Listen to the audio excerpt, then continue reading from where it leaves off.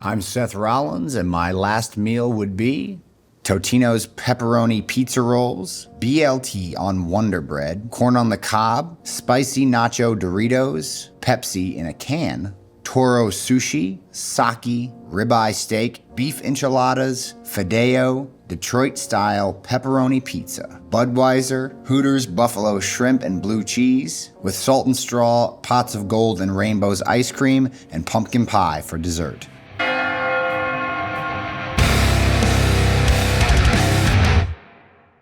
Every person has exactly two things in common. We all gotta eat and we're all gonna die. Today's guest is current WWE World Heavyweight Champion and former champion of the Davenport, Iowa melodic hardcore scene, Seth freaking Rollins. Welcome to the show. Wow, the research is incredible. Well, first question, what's your favorite track from Too Pure to Die's 2007 seminal album, Confidence and Consequence? Oh, because my. I got my favorites. Oh man, I don't even know. That's so, you're going in the Wayback Machine, my friend. That's crazy. How do you know that about me? How does he know this about me? One, we have our ways, but two, definitely stumbled upon some interviews from like Metal Injection of you talking about your music taste and also your theme song, heavy metalcore influence to it, and I could rock that song all day, so I was immediately fascinated and wanted to know if you've ever moonsaulted into a pit. Into a pit? No, I was always too nervous to jump into the pit. I was one of those guys who wanted to get in, but I was like, I'm scared. They're spin kicking, everything's crazy, man. I respect that. I know the exact type of person at a hardcore show that you are. You can see them like sipping a beer in the back and you see the glint in their eye, you see that fire. Yeah. And they don't get that, but they just need one person to pull them in, and if we ever end up at the same show, I'm gonna be that person. You just grab me by the shirt and pull me in. I'm gonna slingshot you in there. I will go chunk some little hardcore kids left and right. Yeah, that's a deal, baby. Have you ever thought about your last meal before? No, I don't think so. Not seriously. How often do you think about death in general? I think the older you get, the more you think about it, right? Yeah, especially when you have a kid. I still feel like I'm that 16-year-old kid who wants to get in the pit, but I'm just not anymore. My wife's wild. Like, she's always thinking about it. She's always freaked out about it. So she brings that into my world, you know. So I get like some subsequent anxiety off of her. That seems like a very Irish thing to do. It could be. I don't know. I think it's just a Becky Lynch thing. Makes sense. Yeah, I think it's just these are very specific anxieties for her. Well, I think this meal is going to get you a little closer to death with all the ice cream and fried shrimp next to each other, but I'm right there with you, brother. Yeah, we're going down. We're going down together, right? Before we get into the meal, I'm very excited to announce that we're releasing a Last Meals hat and tee. Memento Mori, every time you look in the mirror and remind the people around you of the two things we all have in common, that we all gotta eat and we're all gonna die. The shirt design features artwork inspired by the show on the front and the back, and you can't tell me this isn't the coolest dad hat you've ever seen. Face the reality of mortality head on with our new Last Meals hat and tee, available now at mythical.com. All right, Seth, for our first course, we have a BLT on Wonder Bread, lightly toasted, mayonnaise, tomatoes, shredded iceberg lettuce, some bacon, nice and confit in the oven. Then, of course, we got corn boiled, a little bit of char, whole lot of butter slathered on it. We got the classic Totino's pizza roll cooked in the microwave, the only way to do it. Yes. Spicy nacho Doritos in an ice cold can of Pepsi.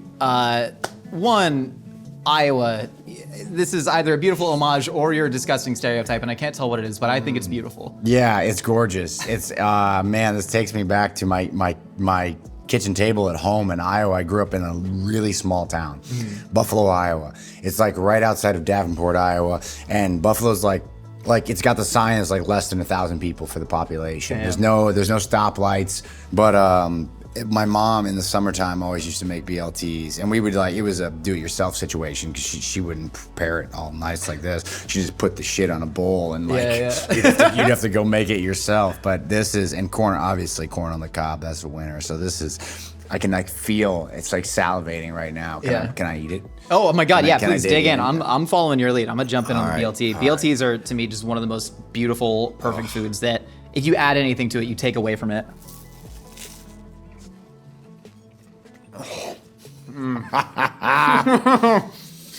Oh man, God. This makes me so happy. There's so many places that ruin delightful foods, perfect foods, by trying to make it artisanal. The thick cut bacon, it doesn't get crispy. You gotta chew it too hard. Yeah. Artisanal bread, you have to bite through it. It scorches the things out the back. Yes. No. The process is the point. Oh man. Speaking of childhood, I wanna ask you, you can keep eating, man. Just, you can absorb the questions. So you grew up wrestling in the backyard. as a kid. I And did. throughout your career, you wrestled under a lot of different names. You were Gix, Taj the Destroyer for one match, Tyler Black. But to me, the most compelling caricature you ever created was God. I developed a bit of a reputation for having an ego, a little bit, being a little full of myself. My brother is 3 years older than me, and he is the opposite of me in that regard. He was very humble, very quiet, like a well-mannered, selfless human being, still is to this day. I was not that. I was the opposite of that. I was loud, I was boisterous, I was arrogant. And this, so we're talking, I mean, he identified these characteristics in me probably from a very young age. Like I would say like 5, 6 years old. He was already honing in on this, you know? And by the time I was 14, I couldn't be stopped.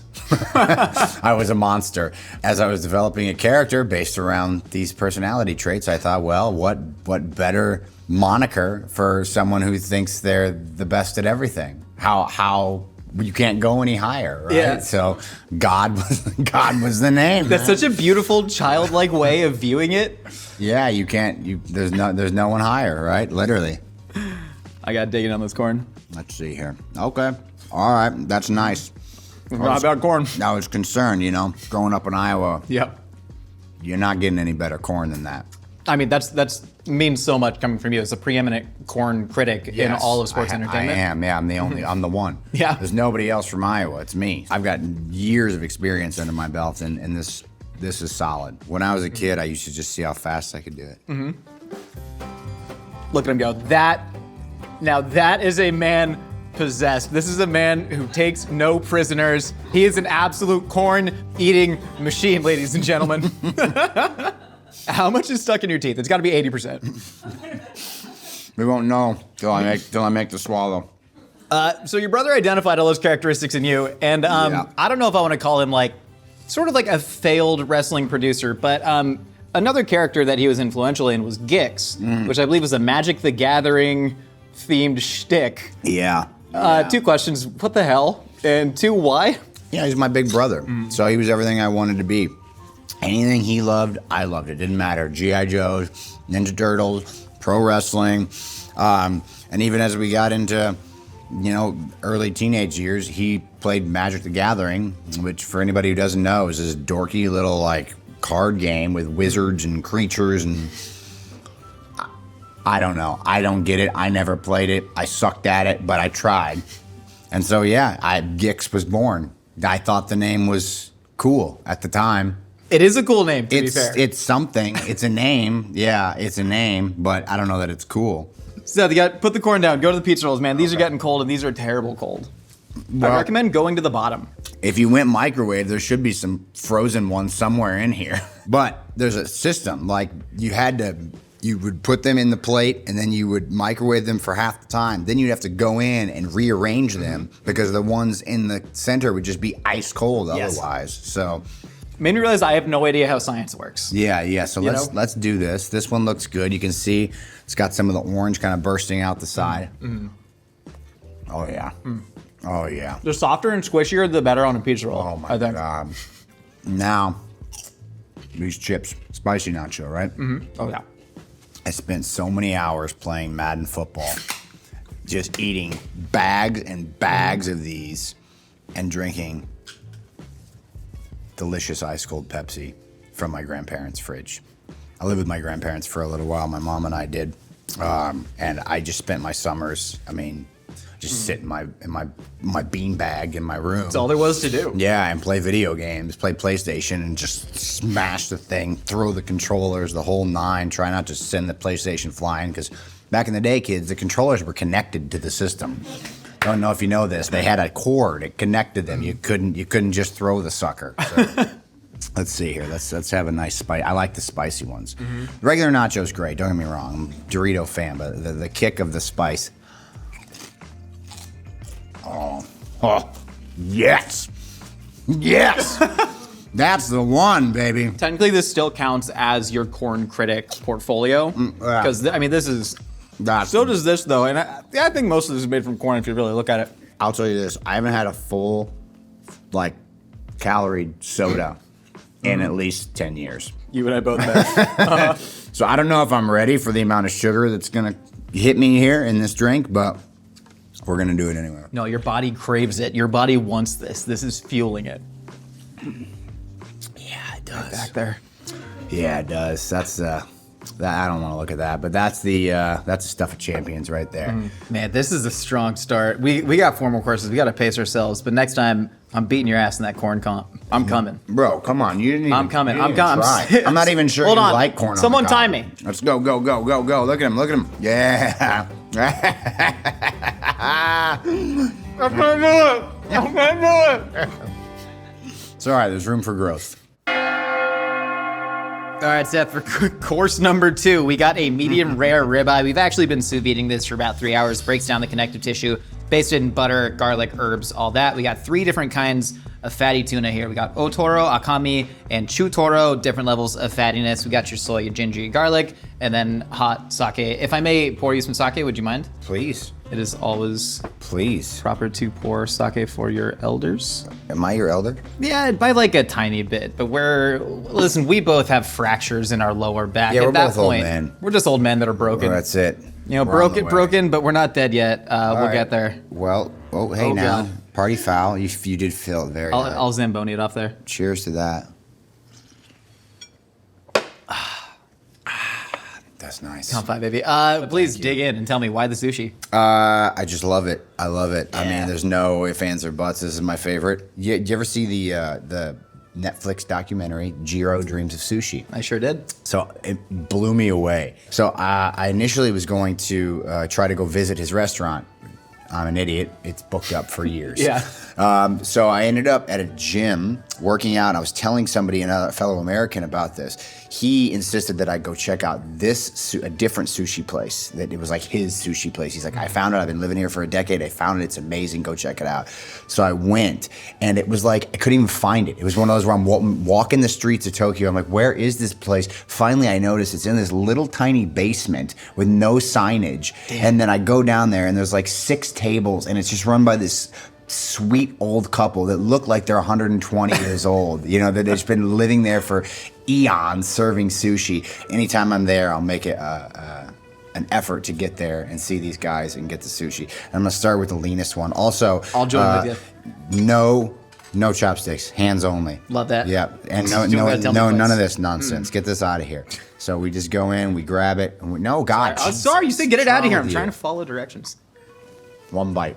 Beautiful.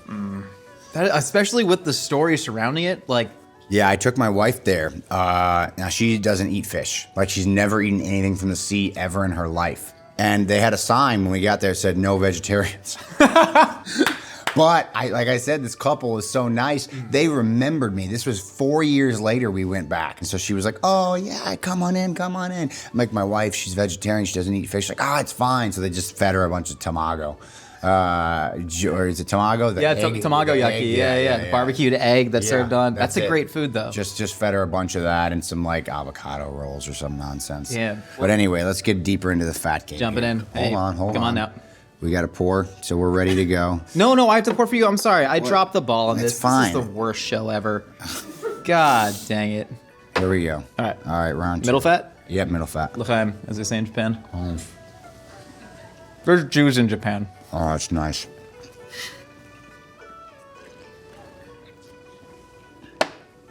Oh, yeah. Do you have anything to do after this? Like, what's your schedule like today? No. Oh, thank God. You know what I got to do is go watch the Chicago Bears lose. That's what I got to go do. I was going to ask about that, man. No, drink the depression Yeah. away. Well, hey, Here drink we up, go. eat up. You know, here we are. Oh, it's so fatty.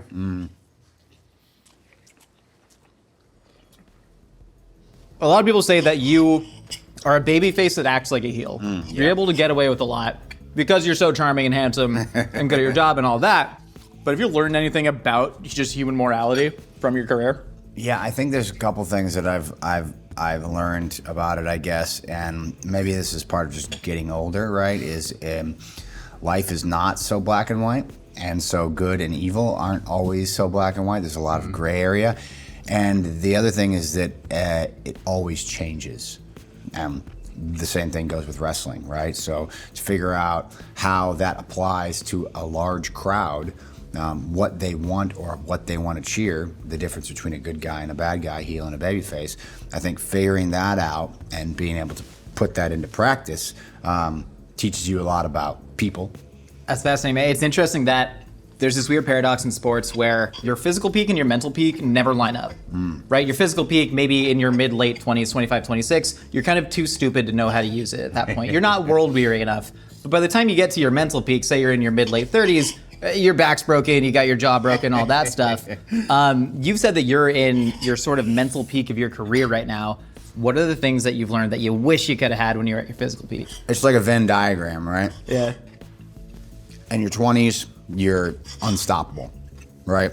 You could have asked me to do anything in my 20s and my body would have held up. You could have thrown me off of like a 20-foot ladder into a pile of burning chairs with barbed wire and shards of glass, and I would have walked out and been like, I'm good. And then in your 40s, right, for wrestling anyway, you've been doing it for 20 years, your experience level's height, but your body can't take any of that anymore, right? You just cannot. So like I'm in this great space where the Venn diagrams are overlapping, where like I'm finally starting to become emotionally mature, and I'm physically at a point where I can still do some of that stuff, but I know my limitations. And so it's to try to maximize, right? So like get the most out of the least, like juice that lemon for all you can instead of just getting a little juice and tossing it on, because there's just not, you don't get that many lemons, you know? Yeah. Life gives you lemons, you make the lemonade, but you know, the more lemonade you can get out of those lemons, the longer you're gonna get, because you just don't have that many. You know, there's a finite number of lemons in life.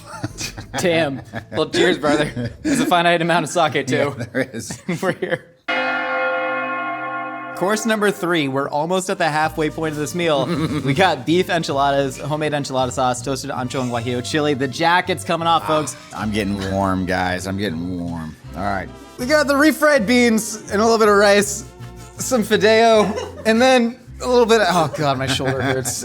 And then we have What do we got in here? Detroit-style pepperoni pizza from Apollonia's, some of the best pizza in the city. Apollonia's. You know Apollonia's? A win. My Yes. man, let's go. That's up there.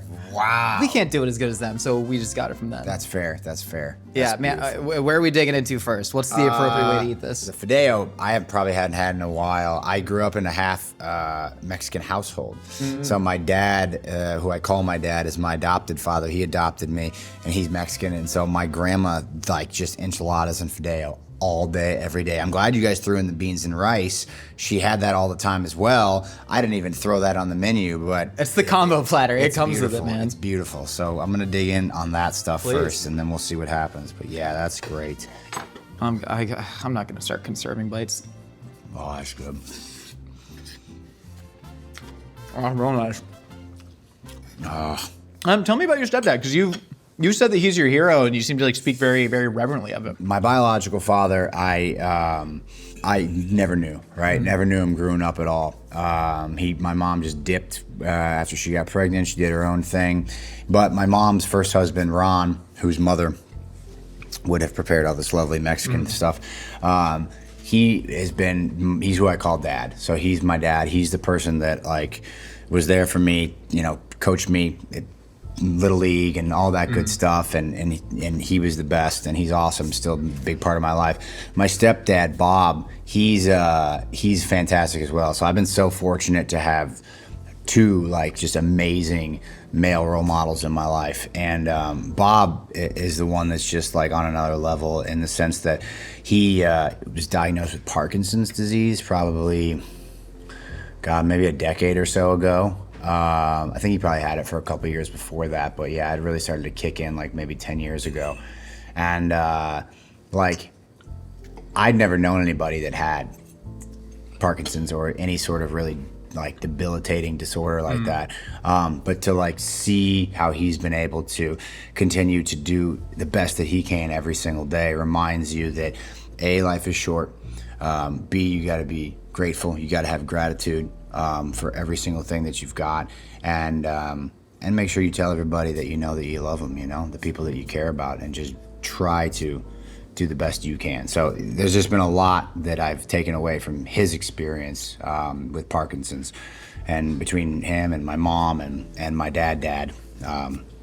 I've been very fortunate in the parent department. You can't ask for a better setup than that. It's like you said, you absolutely like love the Midwest, love you it. know, and you weren't like a small town kid trying to get out, but obviously your career has taken you in that direction. I was a kid that said, I hate this small town. Yeah. I hate this small town attitude. I don't want to end up doing the things that everyone else is doing. Like, that was my mindset as a teenager. Like, I'm not going to get stuck here. And then again, as you get older, you start to realize, well, maybe it's not so bad. Maybe home ain't so bad. My wife and I split time between Los Angeles and Iowa when we're not on the road. And I've got a wrestling school there, and I've got 2 coffee shops there as well. My family's all there, so I go back as often as we can. Let's talk about. I'm just covered in filth. Yeah, you are, but I mean, I'm a dirty boy. Can you call me a dirty boy? No, I'm not gonna do that. I'm sorry, I got weird for a sec. This is, you're too full of sake. That's the problem. This is the ticket right here. I want you all to know that. This, if you've never had Detroit style pizza, it's this delicious, crispy edge. That's what does it, man. The thickness, take it or leave it. But this, man, whoa. Yeah, it's like it's brick cheese. It's literally like a hybrid between cheddar and mozzarella, and it is just a beautiful expression of pizza.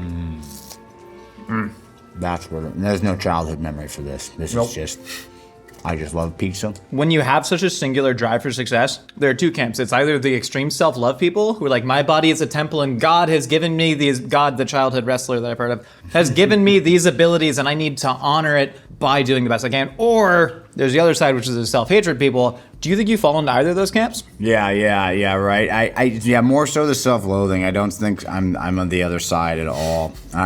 You find things, little imperfections in everything you do. You know, I'll go have a match or a segment or a promo, and I'll come back and everybody will have, you know, told me all these great things about it. But I get to a point where I can't even watch my own matches back. You know? I'll have the match and I'm like, oh, that felt really good. I had this amazing connection with the audience. I felt like everything went the way I thought it was going to go in my head, maybe even better. It was great. I'm living on this like high of adrenaline, endorphins and all that. And if I go back and watch it, instead of being able to enjoy it the same way, I'll just shit all over it. I'm gonna watch this interview back and I'm gonna go, why did you ask Seth freaking Rollins to call you a dirty boy? And I'm gonna be incredibly embarrassed by it. But the difference is everybody else is also gonna be very embarrassed by it. I heard that you're playing a villain in an upcoming Marvel movie, Captain America: Brave New World. Tell me about that, man. I mean, it's Hollywood. Can't do that. You can't do that. Can't tell you nothing about that. But do you think Hollywood's going to be a big part of your future? It was a really good experience, and I think it's going to be pretty cool. I think our audience is going to love it. I think their audience is going to love it. So it was a cool crossover to be able to kind of jump into some totally different skin and try a new thing out for me. I'm not comfortable. Like, look, I'm 38. I've only been doing wrestling for 20 years. Yeah. Only, nonstop. That's it. I worked in like crappy restaurants and a car wash, and, you know, when I was in my early 20s, and that's it. That's a good retirement plan, though. Other than that, all I've done is wrestling. So anytime I get outside of my comfort zone, I'm nervous. I'm like, I suck at this. I'm like, I don't know what I'm doing. But I was in good hands, and it was a really fun experience, and I'm excited to see how it turns out, and hopefully everybody doesn't hate me. You know, I don't want to have ruined everybody's vision of this character, so I'm doing my best. I hope people enjoy it. I just hate that you're going to watch that performance in that movie and you're just going to go, I suck. I could have done so much better. Yes, I will. Yeah. No question. I will be full of I'll be as sweaty as you are right now. Yeah. In the theater. It's dried up from all the dehydration from the salty foods. Thank you very much. Nice. Seth, for course number 4, we're actually going to have our server bring it in, but we got the Hooters Buffalo Blue Cheese Shrimp. Here's our Hooters girl, Trevor. Thank you so much. Buffalo shrimp with blue cheese. Yes. Budweiser. I even got the little wet nappies here. Oh, yeah. Thank you so much. And sir, I just wanted to say that the atmosphere in my living room with my friends in 2015, WrestleMania 31, when you cashed in the Money in the Bank contract to win the WWE World Heavyweight Championship, electric. Hell yeah. Thank you for that. Yeah. Big Hooters fan. Yeah. Well, so we used to go to Hooters to watch all the WWE pay-per-views. No way. Teenagers. Yeah, they had them on Sunday nights. All you had to do was order like a soda and French fries. The waitresses hated our guts. We would sit there for 4 hours. The show was 3, but you'd get there an hour early to make sure you had the best table. Damn. Sit there for 4 hours. We'd order fries and a soda because you could refill on the soda, and then we would tip them like $2. Yeah. They would hate WWE nights because we're all just poor, dumb teenagers that don't want to spend any money. So Do you ever think about now, like, making a large-scale donation to Hooters to make up for that? I really should. And Budweiser, baby. Bud heavy. Bud heavy. Bud heavy, So baby. Cheers Hey. to that. Cheers. Yeah, it's nice. So much better. What an experience. Oh, it's so much better. Yeah, I can't even do a light beer. I can't do it at all. These are the shrimp that you couldn't afford as a kid, so These now... are the ones, yeah. Shout out to my stepdad. When he would go to the pay-per-views with us, he would buy us the buffalo shrimp. So That's clutch. With blue cheese as well, not ranch. Dipping shrimp and blue cheese, that is the American way. So I came up with a bit of a wrestling persona, and I cut a 40-second promo. This is. I don't like where this is headed already. I know. I told you you're gonna hate it. I would love if you could give me some notes. Would you mind doing that? It's on my phone. Okay, All right, man. I'm gonna play it. I'm embarrassed now. You should be, Okay, here we go. or maybe it'll be great. Well, it's the okay. Well, yeah. Okay, let's just play it. For the past 18 months, I have been living the alpha baby mindset. I have transformed my body, my spirit, my soul into the toddler terminator, the infant insurrectionist, the diaper destroyer, and I will grind your bones to make my daily num-nums. I am begging, I am craving one competitor who has the stones to push me to greater heights. So if you think you have what it takes, go to mythicontickets.com to sign up for the hardest challenge of your life. Cause baby made a boom boom, and baby need wipey. So I think you get what I'm going for. It's sort of like a psychosexual Oedipal situation. It's like, is this a thing that he actually does, on the weekends? Does he just like the diaper? Obviously we didn't realize that how skimpy adult diapers were because we had some hair sticking out. So then we just had to wrap me in a towel and fasten it like a diaper. Really an homage to the DIY wrestling era. I'm gonna tell you this right now. There's money to be made with that character. Money where? Well, a lot of different places. But first of all, in great shape. Thank you. Looks great. Appreciate you. Surprised a little bit there. Same. You and me Looks both, great. brother. Second of all, how many takes did it take you to get that without losing your absolute mind? There's no way I could drop that last line without losing my mind. Baby made a boom boom. Baby need wipey. I prefer to grind your bones to make my daily num-nums. That to me was more poetic. Jesus, that's Do you know how good. many takes it took? I need to know. Three Wow, total. that's Three pretty total. good. No prompter. Where's my contract? That's pretty good. I'm gonna take that, show that to my students back at the wrestling school. Dude, that's the commitment. Yeah. That's the commitment to the character. Yeah. Right? You said you were nervous, you were afraid, you didn't want to show that to me, but you did it. You went outside the box, but you committed to being a giant baby fighter or whatever you were. Well, it was a baby food eating contest. Oh, okay. All But right. it sort of had, the WWE heel appeal, and I did win the belt. Congratulations. When you put on the outfit, do you feel yourself physically transformed? There's something called the Batman effect, right? You put on a mask, suddenly you're no longer that person. You effectively are the mask. It's a lot. That's a lot of many times I've gone out there and done this. So I put on my fancy sparkly tights and my little title belt and my jacket and all that. Wet my hair like a weirdo. And I used to get adrenaline. And big shows, I still do get a lot of adrenaline. But sometimes I'll be sitting behind that curtain and I'll be in State Line, Nevada, and just have tired and I don't really want to go out and fall down because it hurts. And then my music hits and I get up slowly off the chair and as soon as I walk through the curtain and there's like a 6-year-old kid just sitting right there losing their minds. Yeah. That's the moment, right? So the dress and the suits and the see-through stuff and the whatever, the glasses, all that stuff, like that when I go out and I see those kids and they're losing their minds and it's something that I know that might change the rest of their lives, that turns me just like that. Are you excited for the future of wrestling or scared for the future of wrestling? there is so much wrestling that happens right now. And because the business has progressed so much, the in-ring talent that we have right now is beyond any generation. It's wild. You can do something that you think is going to change the face of your character and your career, and it's hot for 24 hours, and then boom, gone, on to the next thing. And that didn't used to be the case. And so it's definitely much harder on today's generation to try to find their footing, so to speak. The speed at which life just hurdles faster and faster and faster, and people care less and less and less about the things that they used to care about. Does that ever freak you out, or do you just like drown it in some shrimp and some beer? No, that freaks me out. Yeah, man.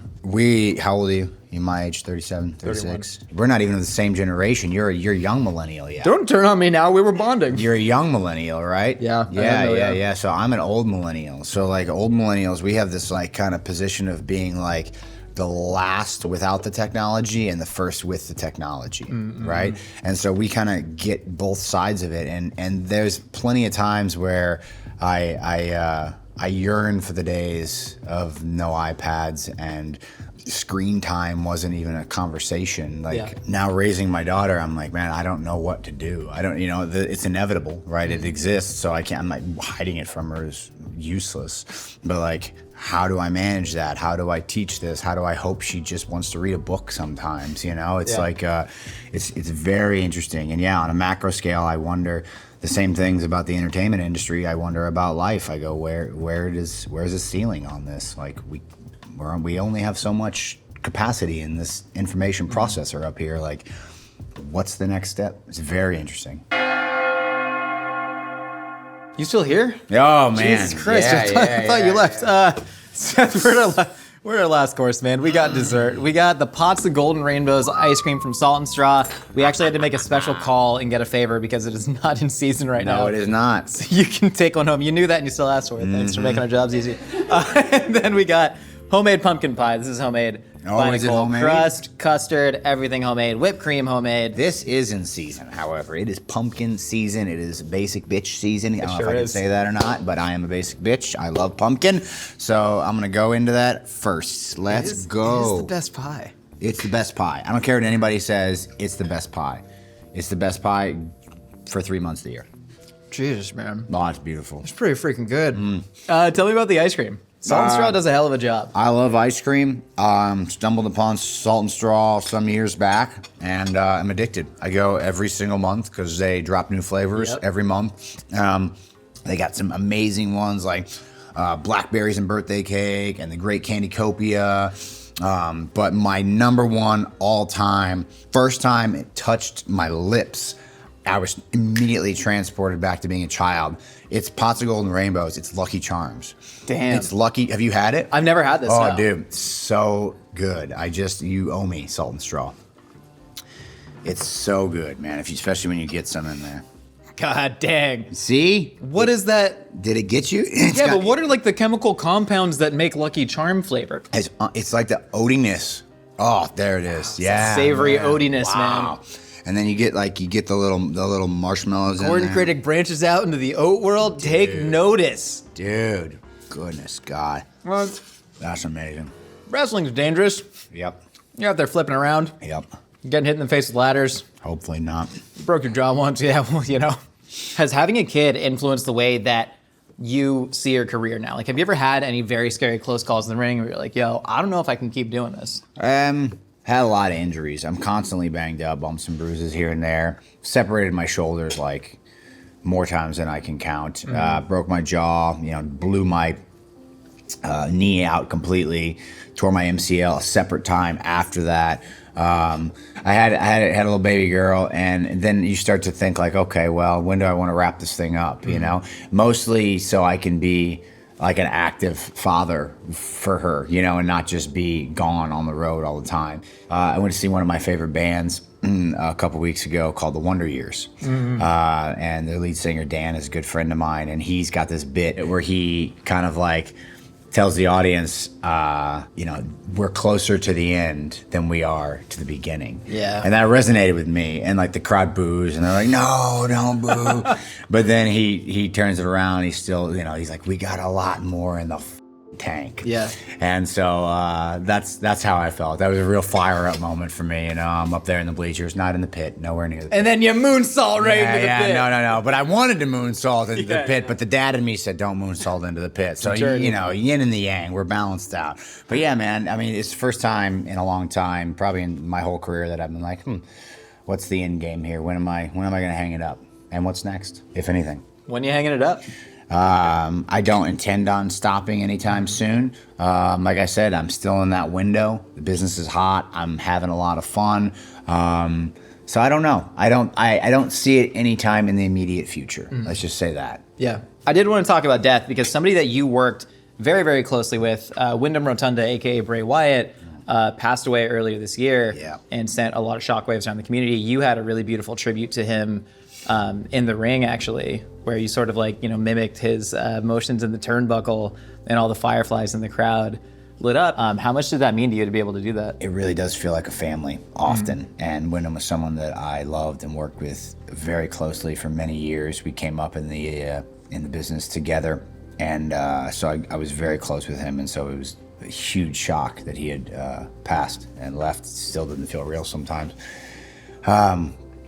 But most of the crew had gotten together on Friday for our SmackDown show, and they kind of were able to grieve together and sort of breathe that collective sigh, you know, talking about him and doing all that. But I wasn't there. I was home with my family, and I didn't have a chance to see everybody until the following day. It was a live event on a Saturday. And so I was like kind of a step behind, and so I felt like I hadn't grieved, and everybody else had kind of already sort of started that process, and I was like behind. And I remember thinking like, you know, and then I thought about like doing something of his in the ring. And I was in there with Finn Balor, who is another good friend of mine, and I didn't tell him anything. I didn't tell him anything about what I was thinking or what I was going to do, and I didn't really know what I was going to do. And then like it kind of got to the point where if I was going to do something, it was going to be now or never. And like it just like it sort of just came over me like a you know, this feeling of like, you know, his spirit was just there, you know, it like just grabbed me. And then I did way more than I even expected to. You know, I popped up and did his little spider thing that he was saying to do, and I end up in the corner kind of upside down the way he did. I even did like his mandible claw, which he used to shove down my throat all the time.